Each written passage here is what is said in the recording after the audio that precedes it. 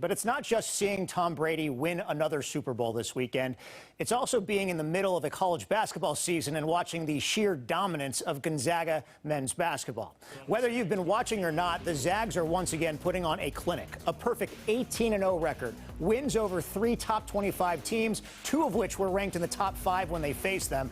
And say what you want about the strength of the West Coast Conference, they have won 9 conference games by an average of more than 24.5 points. Their closest conference win was a 14-point win over St. Mary's. In more than 20 years as head coach, Mark Few has never won fewer than 23 regular season games. And ironically, if they finish this regular season undefeated because of COVID-19 cancellations, they will be a perfect 23-0.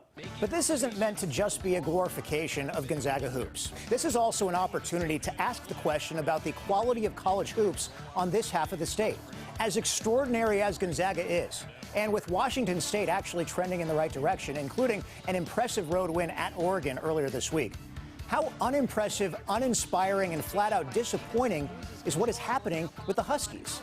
For as much buzz as there is in Spokane, there is virtually none on Montlake. And any momentum Mike Hopkins built in his first couple seasons with the Huskies is no longer there. Now, I understand that things are cyclical. That was the excuse Huskies athletic director Jen Cohen gave this week to the Seattle Times when asked if Hopkins' job was in jeopardy. Then again, the Huskies are only 3-14 this season, 1 year after winning just 5 conference games. You can say all the goodwill Hopkins built up from a conference title 2 years ago, along with their first NCAA tournament berth in 8 years, has completely evaporated.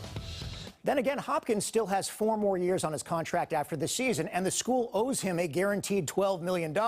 Making a move and eating that sum during a pandemic that has already been financially crippling wouldn't exactly be the best look either. The point is, as nice as it is that these athletes are able to compete right now, sports are all about relevance. And the harsh truth is that the Huskies don't really have much of it right now. And if this trend continues past this season and into next year, Cohen is really going to be forced to look in the mirror and see whether it's time to make a coaching change.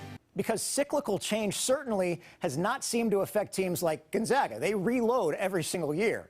But a Jaden McDaniels or an Isaiah Stewart leaves the Huskies. Who is left to replace them?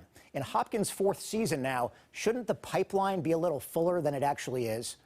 In the end, the incredible success we continue to see at Gonzaga year after year has to eventually wear on a Husky fan base that is living through another mediocre season. Tonight is about recognizing the Zags' success, but also putting the Hopkins era on notice for the very first time. With the amount of talent that comes from the Pacific Northwest, it really should not be so hard. The Zags rarely poach from this area anyway.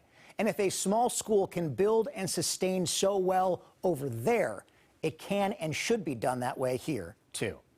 So what do you think? And I would love to hear from Husky fans specifically. What is your patience level with the program right now? You can always find me on Twitter at AaronQ13Fox or email us at aaron.levine@fox.com.